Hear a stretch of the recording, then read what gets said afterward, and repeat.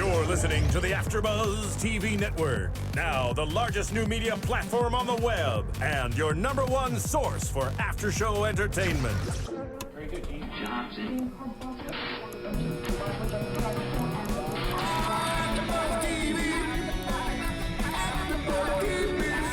The AfterBuzz Studios in Los Angeles, California. Presented by Maria Menounos and Bing.com and streaming live thanks to Akamai Technologies. This is AfterBuzz TV's R&B Divas LA After Show. We'll break down tonight's episode and get you all the latest news and gossip. And now, another post-game wrap-up show for your favorite TV show. It's AfterBuzz TV's R&B Divas LA After Show. You say you love me. Hey, you actually sounds good. That's only because she's singing that baby voice. That's the only reason she sounds good. Don't tell that lie. Give her a bottle, a little rattler. And silence. And welcome to AfterBuzz TV. Bingers for doing it. We're doing another episode here on AfterBuzz TV for R&B Divas LA, entitled "The Show Must Go On." I am your host, Bamm Ericsen, and please introduce. I am Alfred Nolan Thomas II. Are you? Yes, I am. Well, then I'm Megan Thomas, also known as @MegScoop on Twitter, Facebook, and Instagram. And Larice Shamar Peoples is not here today, so he'll be back next week for the season finale. So now, last night's show was. They're making it really difficult for me to try. I was getting tweets last night while I was shooting something, and I just got all these tweets saying, we can't wait till you guys, and you better go in about Kelly, and so, Tell the truth. Boy. So, Kelly is, you know what, Kelly? This is 4 consecutive weeks that you are not a friend in my head. You're not my friend in real life. Okay, Sorry. well, last night's episode, it continued from the whole, Yes. the walkout with Don and Lil Mo. So let's go into Don Quits and let's get Lil Mo's reaction. What do you guys think? I love how her husband was like, I hope you didn't use profanity. And she said, I did. Right. He knows his wife very well. I will say, I understand where her anger comes from, but I do think it might have been a little too much. Only for the fact of, yes, your feelings are hurt, but sometimes you got to learn how to deal with your feelings a little better. And she's acknowledged that, but this is the thing. When they were in the studio with Don and they gave the reaction, Don is playing this whole, oh, for real? No, that's sad. Oh, that's really terrible. She's playing both sides. Right.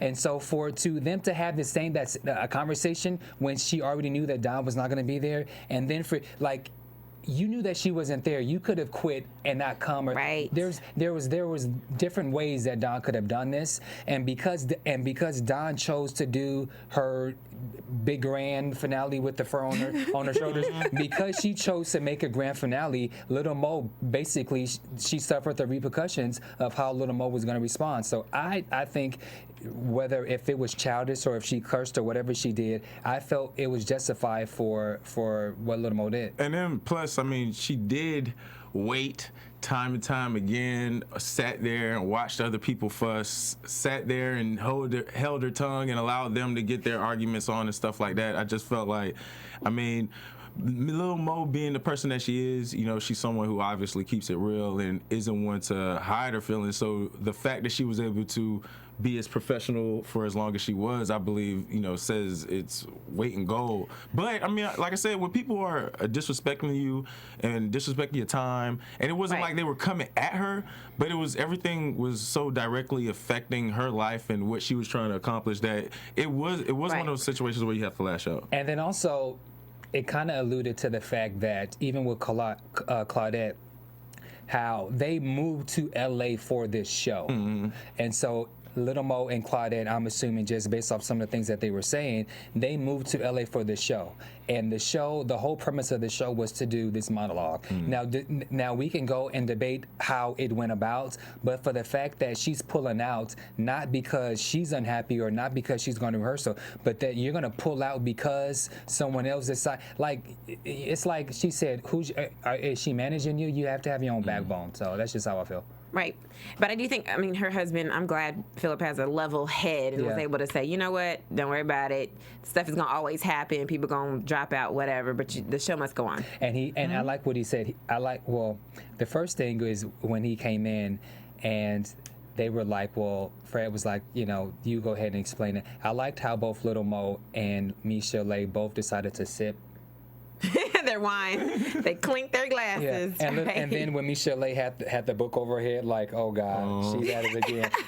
It was a hilarious scene, but you know, like Philip said, you know, he said that you need to act as if it's always been for people and then just keep the show moving. Right. So, and we'll keep it moving, and let's go into now. Cereal Buddies. Because we like cereal. Just kidding. It's a different kind of cereal. Adventures of Cereal Buddies is a funny cereal buddy killer comedy. And if you download this movie, it helps us here at AfterBuzz TV. It's hilarious. I mean, Maria Menounos is in it, Christopher Lloyd, Henry Winkler, your mom, my cousin, auntie. Everybody's in this movie. Just kidding. But you should get this movie because it helps us. So you can go to cerealbuddies.com to download the movie, or you can go to iTunes and search Adventures of Cereal Buddies. Thank you. All right, and so now let's get into, oh gosh, now, we wondered where Claudette was for the past couple episodes, and we even asked Fred, were you aware of what the family emergency was? Well, it was revealed, and oh my gosh.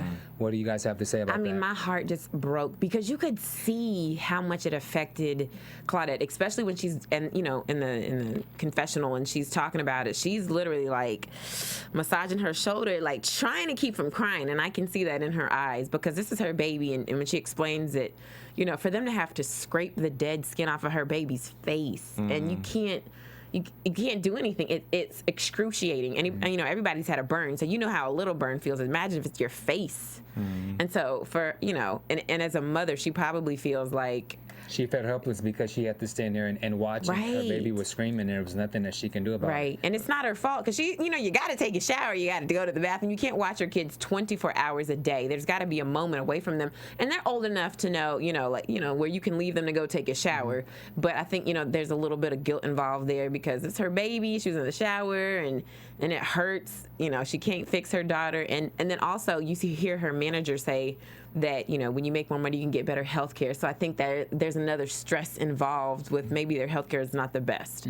Yeah, I think when it comes to people growing up, it's that weird parenting decision of how far away you could step away from your child. And I think, I mean, that could have happened at any time. I remember as a kid getting into accidents where I scraped all the skin off of the top of my lip. That's why you look playing funny. with the little, what's the red rider thing? Oh, there's the tricycle. Yeah, the tricycle. Yeah, whatever the thing where you're shaking and you just go forward. Yeah. I flipped over it, and I mean, my mom wasn't there. She was at the house, but it's like, you know, things are gonna happen, and you try to prepare for it. And then, like in her case, the whole having good insurance, caring about what you're doing to provide for your family, allows you to deal with those mishaps. But they are gonna happen. Yeah. You know, you have to let your kids kind of go out there into the world. Or they don't have to go out there into the world to get messed up. They could just be in the house. Yeah. And you can be chilling. Right. Yeah, I mean, accidents Do happen. I have several, but you know, it happens. Right. So it's just sad. And I mean, she's a great mom. And this made me like Claudette even more. She's such a sweet person. You can tell that she's really kind and she's really loving. And when I was talking about Lil Mo and Claudette moved here for LA for the show, the LA R&B Divas, her manager said that, you know, you have a lot to do in 4 weeks. You have the photo shoot, you have so much to do. And so with that being said, she has 4 weeks. She's trying to find a deal. She's trying to get new music. She's trying to find her sound. So she went to the studio with Rodney Jerkins. That's a good look for her. But I felt that conversation was pointless. I didn't necessarily think that, because I mean, you do have these kind of meetings where you have to formulate what your beginning strategy is, and I felt like the kind of things that he brought up were very valid in the sense of where she was in her life and That the is things important. that matter to her.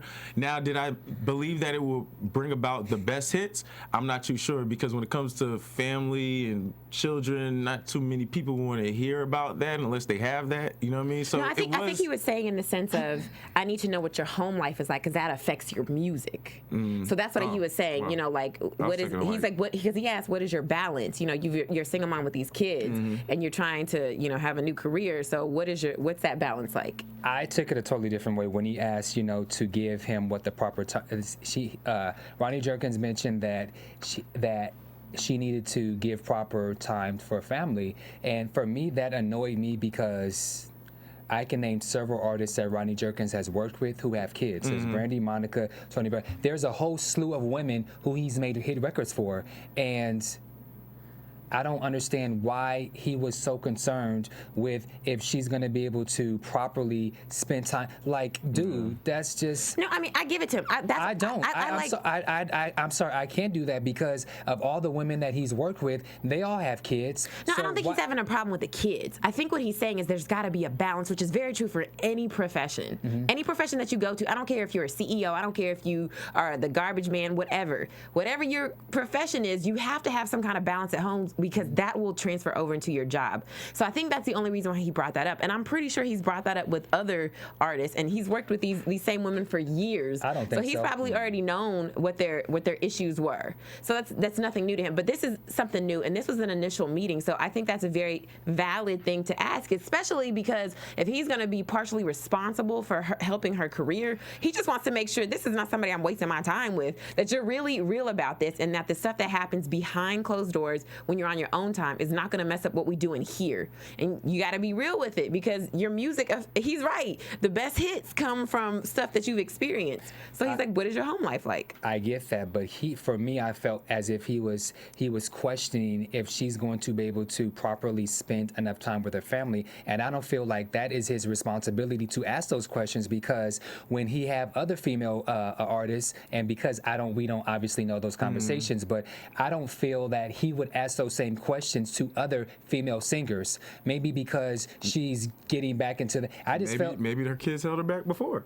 Yeah. And he knows the only reason why with her life. maybe he knows her history, and that would probably explain why it's been so hard outside of her relationship didn't work with. Well, bad at it in TVOne. I'm just talking. But I mean, it could be a combination of those things, because that was the concerns. Like, she has a great voice, she has a great personality, she has a great kind of aura about herself. Why hasn't it worked for her? Right. Up until now. Because her personal issues. Maybe that has gotten in the way. I don't know. Yeah, and I think I like him for saying that, because so many producers are just about the job.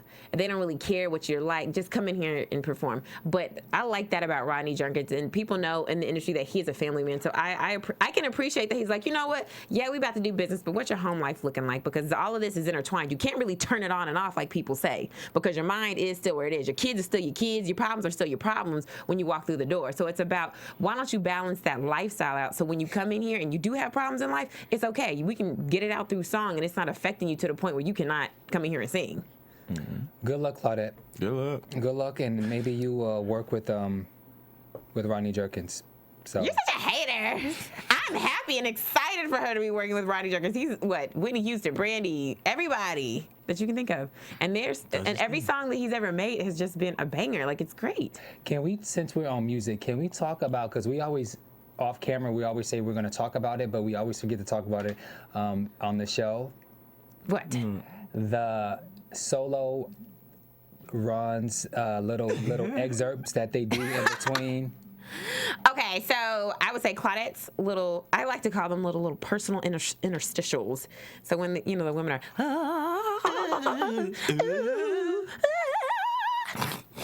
oh, why did I ask it? if I was on there doing my, I hit him with it.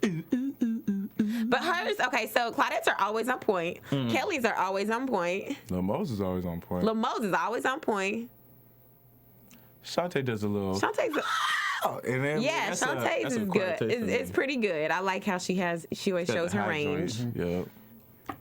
And the other ones you guys are going to be silent about? Huh? What you say? Okay. What's going on? What's wrong? Michel'le's I thought was great until to the very end. It was like here, and then she went, and I was like, okay, that's enough. That's enough. Here's the thing. I don't think that any of them are bad, but I think because their voices are so different. So Michel'le's voice is she's got a soulful, more grown R&B type of sound. And so that is different in the sense of you can't really put her next to Claudette because it doesn't really match up. You know what I'm saying? It's almost a different genre, to be honest with you, the way they sing. But it's not bad. I mean, I know their styles are different, but it's their style and just certain things that they do. Where it's like, okay, sometimes some of them do a little too much, or they probably just take those out.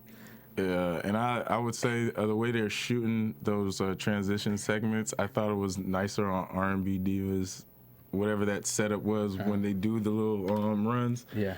This one looks like a green screen, kind of ghetto prom picture.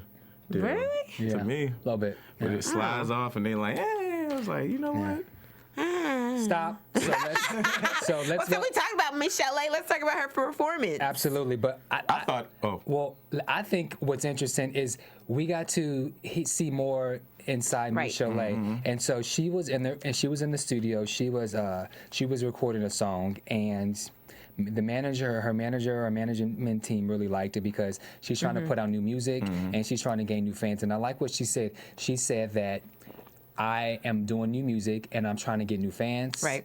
But I want to make sure that it's done right because she said that I can just sing the old songs and just keep the old fans, but if I'm on new fans, I need to have new music. Right. And so I like that. But what did you guys think about the whole battle between she and her manager? Because her manager, I think he was a little forceful, but I think it was like a healthy push. Like Right. I think for not to even categorize as somebody who's been in the game for a while needs something like that, but you get kind of stuck in your ways and stuck in your comfort zone more Right. so. And I think that she has a team of people who are, that kind of push against her being the diva or being the star of the situation and not wanting to do it, or how she went and talked to the band and say yeah we ain't doing it, but then she ended up on this stage. I think it's one of those things where you kind of have to know what kind of team you need in order to get things done. And I think for her it was one of those situations where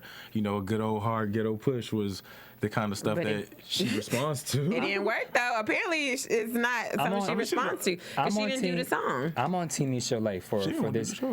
She wanted to do the show, but she didn't show. do it. That new song. It sounds good though, by the way. I'm on Team Michel'le because they were in the studio and the song wasn't finished. Yeah, it wasn't ready. The song wasn't finished. They weren't ready. The band wasn't ready, and he was pushing the song. But where he lost me is when he lied to her and said, "Well, you have to perform the song because it's on the contract."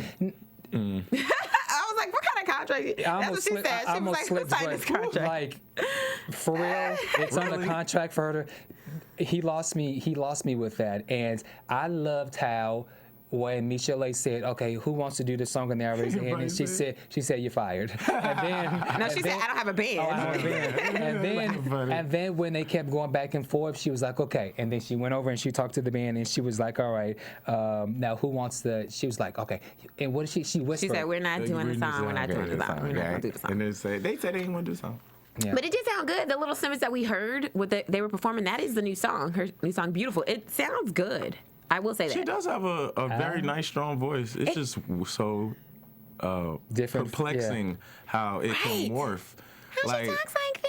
I was thinking that it's like the Michael Jackson kind of situation where he talked high in order to keep his voice in a certain kind of register, whereas her voice is probably more protected in that higher range while she's talking, to where when she's performing, she has like a very comfortable, Oh well, I need to start doing that so then I can protect my voice.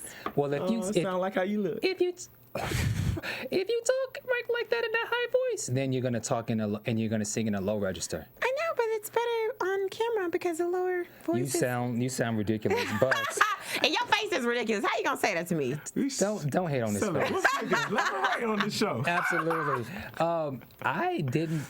I didn't particularly care for the song. I didn't think it was radio friendly. It's too slow and it's too like just slow for I mean, me. but it doesn't have to be radio friendly. We're in a day and age where radio sales are, songs on the radio, they're not really dictating too much. As much as they used to back when Michel'le was out the first time. So if she wants to go ahead and put this song out, I think it's a good idea. I mean, it's just one song on her album. We don't know what the rest of the album is going to be like. But I think it's a good song for her. And I will say, I don't know. I felt like when I heard it, I felt like they were ready to perform that one song. Speaking about performances, everybody, we thank you for loving this show and getting involved, and we want you to continue to go to iTunes and support us. Yes, please. Rate us, give us number 5s, or, get involved with the show. We love to hear your comments. We love when people hit and get their viewpoints. So definitely, keep getting involved, and thank you for supporting us in iTunes. Yes. All right, now let's go into the photo. You guys look like I can take a photo of you. I mean, you guys look photo ready. And let's talk about. We just messed it up, huh? Let's talk about the photo shoot with the Kontrol Magazine. That that looked bomb. Oh my It looked gosh. bomb, but it was kind of weird for me. I mean, with it being a Divas photo shoot, right? Yeah. Kelly wasn't there. Dawn wasn't there. But it wasn't a Divas photo shoot. It was It was to promote the monologue. Now, I think. No, it wasn't. No, because what Claudette says is she's like, this is it's an R&B Divas. Oh, well, hold on, she did say monologue. manager Sorry. did. Something like that. It was a photo shoot to promote the monologues for I guess for the 4 of them, and so they were all there. But was Michel'le there? No. So Michel'le wasn't there, and then she asked if She should invite the girl. if she should invite Dawn and Kelly. Do y'all think they should? She should. I mean, with the way things went, Yeah. heck nah. You know what I'm saying? I think, like I said, when it comes to, I mean, I don't mind.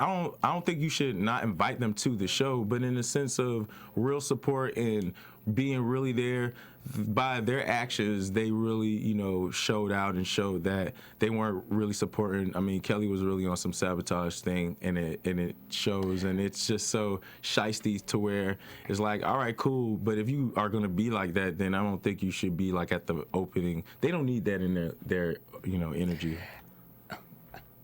I mean, I was so what who cares whether if they show up or not. I really did. That's how I felt initially, and then once what happened toward the end, I was like, it's actually absolutely good that that they didn't show up. Well, I think they still should have invited them. But this is the thing. I think if Chanté and Lil Mo would have did the inviting, they wouldn't have come. By Claudette, Which is why they should have invited her. But Claudette, because she's neutral and she's in the middle. Right. I think Kelly. I don't know. I don't think Kelly would have showed up in the first place. Well, I mean, I don't think she would have showed up. But again, you don't do something because of how somebody's going to react to it. Absolutely. You do that for yourself. So what I think is, I don't think Claudette should have been the one to invite them. I do think it should have been Chanté or Lil Mo. For the same reason you said, because Kelly wouldn't come. So it's kind of like, we don't want you to come, but we want to invite you. Should you decide to come and have like a great aura about you, come and support. You said you wanted to support us. You said you would be there to support us. So we're going to invite you. I got the impression that this was Claudette's thing, as if it was something that she had and she decided to make. I don't know. It just felt like it was something that her manager actually had for her more so than it was the other girls. That's just what I think. Are you talking about the photo shoot? Yeah, the She's photo probably shoot. capitalizing on the situation. Yeah. Yeah, absolutely. And then I thought they looked great. And again, Lil Mo, she cracked me up because Look good with a Hollywood outfit on. yeah, she said she was Whatever that means. whatever that means. But And then she said that Terry and what's her name? she said she didn't want Dawn there because she ain't real, she's fake, and that the real in vogue is Cindy and Terry. Right. And it's ironic because the two of they were split. Terry and Cindy Right. Were fighting for the rights for the name in Vogue, and then Maxine and Dawn were suing. So it was this whole battle to see who was gonna, since the group split, it was a Right. battle to see who was gonna get their rights to the in Vogue name, and actually Terry and Cindy won, and Dawn and Maxine lost. So technically She's speaking not now, in Vogue. It was the real in vogue. so technically speaking, Cindy and Terry are actually Right. the real in Vogue, Lil Mo. Hey. So That's funny. yeah. So now let's go into Lil Mo and the Kelly meet. Before that, though, we have to talk about Dr. Nicole coming to talk to the girls about the monologue. Oh yes, thank you. Sorry. I would say this, Dr. Nicole, girl, Did that your was job. that. Say this. I mean, she had some really good information. That stuff touched my soul. I was sitting there like, oh yes, girl. I was having a moment. I thought I was getting ready to do a monologue.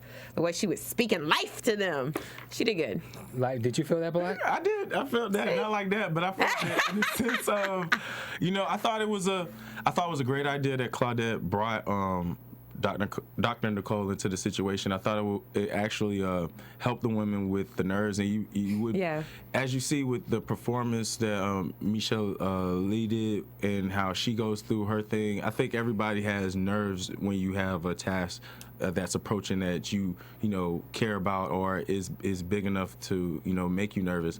I think dealing with those type of recognizing that they are opening up and being vessels to help other people, recognizing that their stories matter in the sense of you're the only one who could really tell that. No one could tell it better than you. I think it gave them opportunity to reevaluate what they were really doing it for and why they had to go through the commitments and the problems, and why is it worth fighting for and us to only being 4 women when it's supposed to be 6? Why does this all matter? And I thought it really came to a nice head where they were able to feel good about themselves, feel like what they've been through wasn't for not. It was definitely a positive situation. I think a lot of people, when you're in something, it's hard for you to step outside and appreciate what's going on, even when you going through it. I think they really were in a moment of finally. I'm surprised they even have a show. I thought it was going to be toe up from the flow up and no one's going to do nothing, and then to see them in a position where they're about to do the show, and even with the shocking Kelly and Dawn situation at the end having theirs, I was like, they're in a good place, and that's what the show was really about. It was about women working together, feeling comfortable, and pushing their boundaries and opening up to the people. Right. That's my kumbaya answer. Well, What is this face for? What's wrong, Bamm? this goes back to several comments that I made. This monologue seems like it's tomorrow. And for them to still have to go through this whole rigmarole of uncertainty, furthermore goes to prove my point that Kelly, I'm sorry, Kelly, if you were still a part of this monologue, there's no structure, there's no order. These girls should not be going through this, and it appears that this monologue, is in 48 hours.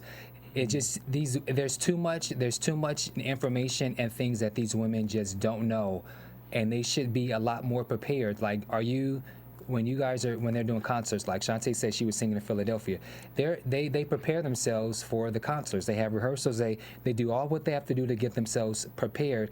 And I just feel like these girls are not prepared. They feel and do a certain way. And Kelly was not there for these girls even last week before this whole thing, hit the fan. And it's, for me, maybe I was so disturbed and just annoyed because they feel this way, and this. Because I'm really trying to see what you're trying to say here, Bamm.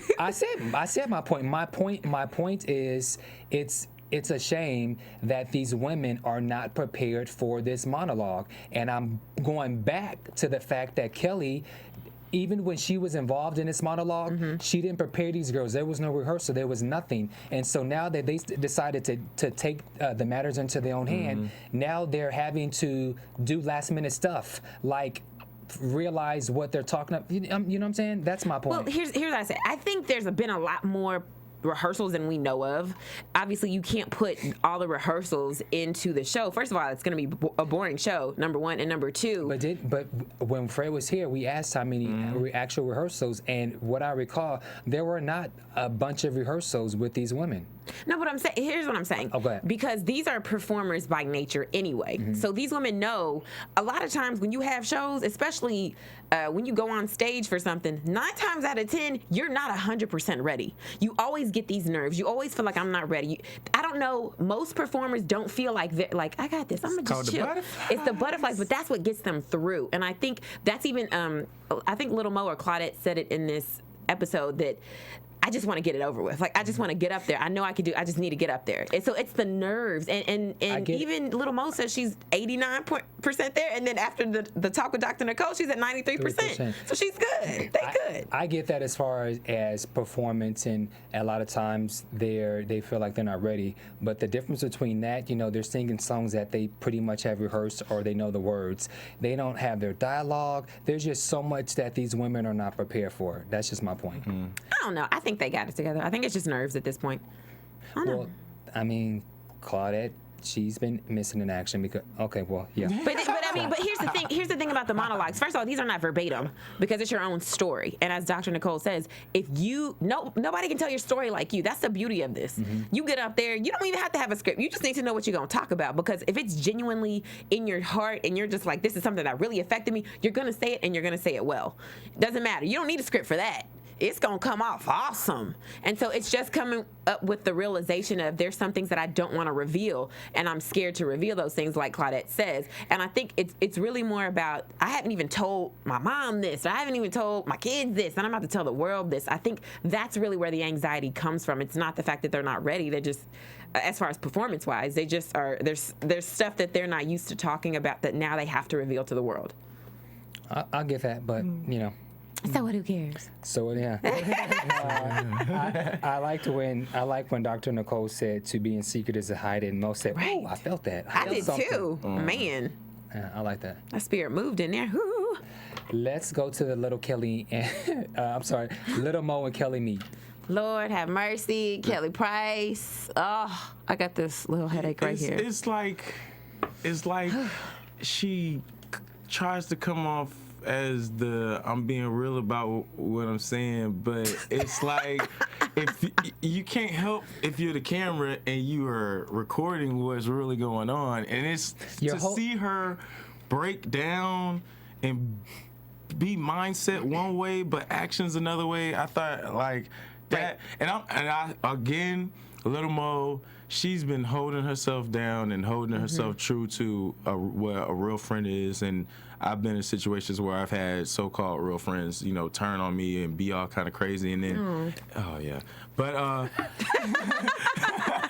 but in the same sense, when it comes to approaching a situation, it's like you have to get into the mode of, even though this person's wrong, I like how Lil Mo was able to, one, stop herself from going off, try to even then still explain herself and her position on what she was trying to say. And then when things got out of hand, that's when she decided to go out and do the whole thing. Let me get my husband, because you tripping. Can we kind of just break this down just a little bit, because Kelly was missing in action the whole entire episode, and then the last 5-6 minutes she emerges, and within 45 seconds it hits the fan. Okay, so Lil Mo called to meet with Kelly. Kelly comes in with her sunglasses. Again, there's certain things with body posture where you can tell when someone walks a certain way. You could feel the attitude when they walk. Or if they sit into a diagonal. Yes, or if they sit into a diagonal. They have glasses, the disposition, the bottom lip. There's certain things that you can nonverbal cues. Yes, there are so many cues, and from the moment that she walked in, even with that walk, you can tell she had an attitude. My question is this: what the hell did she think that Lil Mo wanted to speak to her about? Her album. No. So for you to show up to Bugatos and to meet with her, and then when Lil Mo wants to speak, then she says, "I'm not having this," and then she calls for her husband Jeffrey. I just thought that was so ridiculous. Here's the thing that I really don't like, and that's why I said again, Kelly is not my friend. Because you can't do that to people no matter how much you dislike them. It's never okay to disrespect somebody. And when you come in there and your attitude is already off, you got your glasses on, you're not even looking. Lil Mo is looking at you, and you over here looking like this, and she's like, "What's going on? What's up?" And she's just like, "Oh, I'm good." And then when Lil Mo asks her, "No, for real, Kelly, be honest, like for real." And she was like, Like, what do you mean? Again, why are you playing these people like they stupid? Because they know that you're not really saying what you mean because your body language says something totally different. So she's like, you haven't called me. You haven't returned my text. Like, what's really good? And then for her to just snap and go, Jeffrey Rowe, where's my husband? Jeffrey Rowe. But she wasn't about to fight you. She got, like Lil Mo said, I got on my heels. I done came in peace. What else I feel where she also lost me was the fact that I understand that Jeffrey's your manager, but to involve grown-ass men and In these a grown woman situation.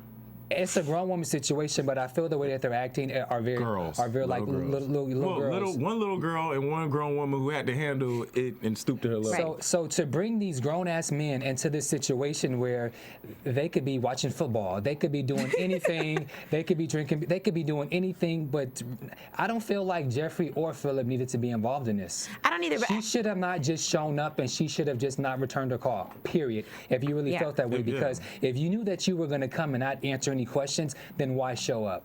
Right. And I don't know. And this is what I think. This is when reality TV goes wrong, because I think this was a production company issue, because when she came in there, what she said to her husband is, I'm not about to do this PR crap. Like, I'm not about to do this stuff. So basically, I don't think it really was an issue with Lil Mo. I think it was like, look, I don't want to come here. I don't want to talk to her because I already know what's up. And I think the production company, for the show's sake, I don't know if it's contractually they have to make X amount of appearances. I don't know what their deal is. But I think she was just like, I don't have nothing to say to her. And even still, when her husband is there, Jeffrey's there, and Kelly and Lil Mo are sitting, again, you see that Kelly is over here talking to her husband. She's not even, and Lil Mo is talking directly to her, and she's answering her husband only. I'm like, that is rude. No. That was just so stupid to me. Lil Mo is talking. It from the camera angles, it looked as if they were talking to each other through the husbands. Lil Mo was talking to Jeffrey. I'm saying before Jeffrey got there. Before. And that's why I'm glad Lil Mo went and got her husband. You got a husband? I got a husband. Let me go call my husband. Agree. Now, I do think that because she played that game, Lil Mo went ahead and called her husband, told her to get downstairs. That's all right. She's like, you got a covering / husband / manager. I got a covering / husband which furthermore goes, maybe it was a production thing because they were at the Bugatti restaurant, and so if she says, I need you to come downstairs, that means the production is upstairs. So he's upstairs waiting. So therefore, she called him on the phone and said, I need you to come downstairs, because why would he be upstairs at the top of a restaurant? Yeah, there's a studio up there. Which I doubt. But no, I think it's important to see how, well, this obviously is, reality television. So this is really these people's lives. But, the emotion that Lil Mo feels is really like, I looked up to you, Kelly. Like, you hurt my feelings. You're supposed to be my sister and all this. You really hurting my feelings. And not only that, but the continuous disrespect that's going on right now. And Lil Mo has shown that she's one of those people, like, she gets her emotions out. That's how she lives. That's how she reveals everything. Another thing, Kelly says, I never lied to you. I never lied to you. Such a liar. Let's rewind back. When Kelly told the girls why she chose not to do the monologue. She said that her schedule's busy. Lil Mo said she went to a website and there was nothing on the calendar that said she had like an engagement or anything. Which, I mean, you don't have to have everything listed on your website. So I will jump on Team Kelly. But in actuality, you're not being honest, because in your confessional you said that I didn't come in to sing Kumbaya when you guys are singing F. U. Kelly. And then she goes on in the confessional to speak, or it was the voiceover, basically saying that, this started off as my production and now it's moved. And so you technically did not tell her how you felt. All you said was, I'm busy, my schedule. So that's not the true reason. That's not the true reason. I'm sorry. So she did lie to them. Yeah. Kelly did lie. Yeah. I don't know. I mean, but I understand why. Because you be around Dawn. It's that codfish jelly backbone thing going on. It's like it swims through the ocean. It goes from one person to the next person. Well, and that's exactly why those two peas in a pod have their own monologue. And so they're walking down the streets. And I told you, that's the same sign that I saw. That was on Santa Monica when I was driving down the street. On Santa Monica and what? On Santa Monica and Cahuenga. Okay. There's a little small theater right there. So I was driving down the street, and I saw, before R&B Divas LA even came out, and I saw Kelly and Dawn. I saw that sign, and I was like, oh, they got a little Nacho Mama's monologues. Okay. And And then Dawn says she remembers when. Kelly says, I remember when I remember when this all started, when I had invited the girls over and I gave Chanté Moore a birthday dinner. So she was kind of referencing basically, not only was I loyal, but you came to my house, I cooked you a birthday dinner, and this is when I brought the idea to you guys.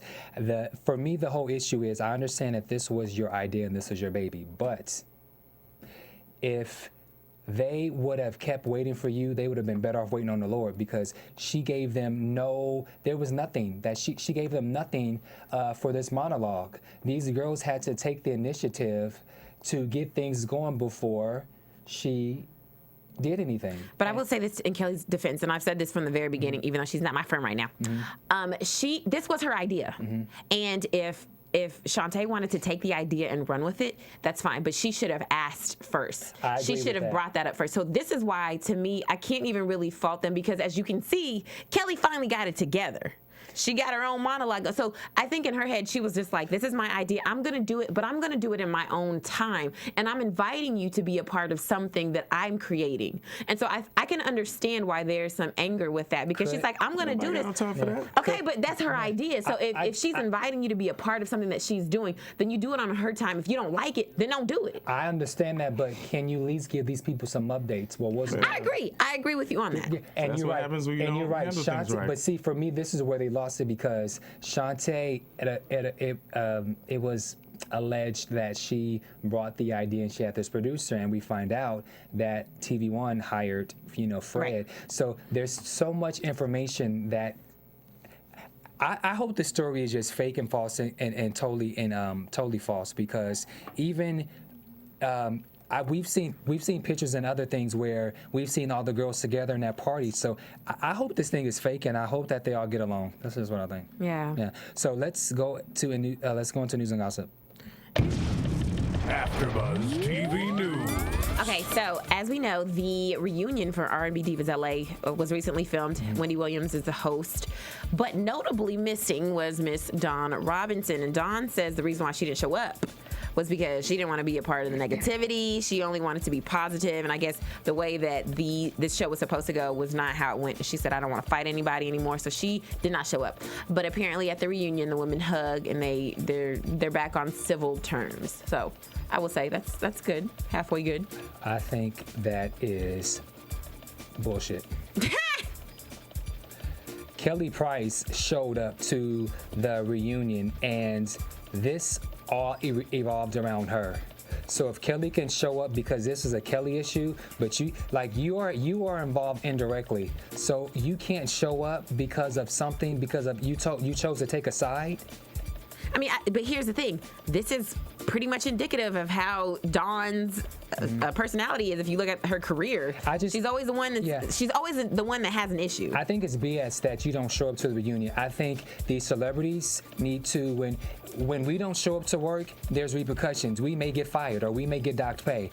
You signed a contract to be on the show. There's 8 episodes plus the part 2 reunion. You need to be there, whether if you want to or not, and you need to deal with it. You just cannot show up to work because you don't want to deal with the negativity. Well, if you don't want to answer a question, do like they do on the other shows where you just cross your arms or walk off the stage or do something, but you need to show up. That's just what I think. I think it's BS. Well, I think she has every God-given right not to show up, but I think it's funny that you really I just don't want to deal with the negativity. Then you need to leave your body, because apparently you have been dealing with a lot of negativity of yourself for years. Just saying. Predictions. And now, your AfterBuzz TV predictions. If I was to say a prediction, I would say that the girls end up doing the 4 of them: Claudette, Michel'le, and Lil Mo, and who's the other? Hold on. Claudette, Michel'le, Lil Mo, Chanté. Yeah. Chanté, yeah. I think they're gonna do like 1 or 2 shows, but I don't think it's like gonna be a whole thing. I think the idea has been tainted, and it's gonna evolve into a misfire of what it could have been. But I mean, they'll perform and get through it. I think when you see in next week's episode, you see that Claudette says she's not going to perform in the second half. I think she will. I think she just got some nerves. I think she just is a little nervous.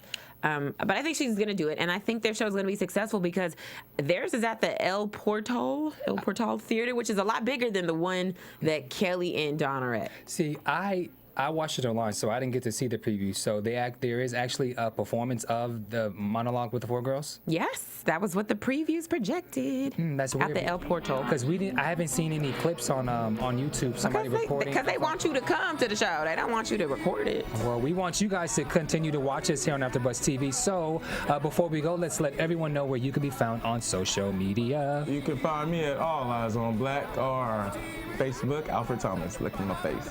Oh, Lord. You can find me on Twitter, Instagram, and Facebook at Meg Scoop, like Scoop of Ice Cream. And as always, go to serialbuddies.com and download Adventures of Serial Buddies to help us out here at AfterBuzz TV. And you can find me on social media at Bamm Ericsen on Instagram and Twitter or at Big Six Entertainment. We want to thank you guys for tuning in to R&B Divas LA. The Show Must Go On, Season 1, Episode 7. Thank you guys for watching. We'll see you next week for the season finale episode. Woo! From Bing.com, executive producers Maria Menounos, Kevin Undergaro, Phil Svitek, and the entire AfterBuzz TV staff, we would like to thank you for listening to the AfterBuzz TV network. To watch or listen to other after shows and post comments or questions, be sure to visit AfterBuzzTV.com. I'm Sir Richard Wentworth, and this has been a presentation of AfterBuzz TV. The views expressed herein are those of the hosts only and do not necessarily reflect the views of AfterBuzz TV or its owners or principals.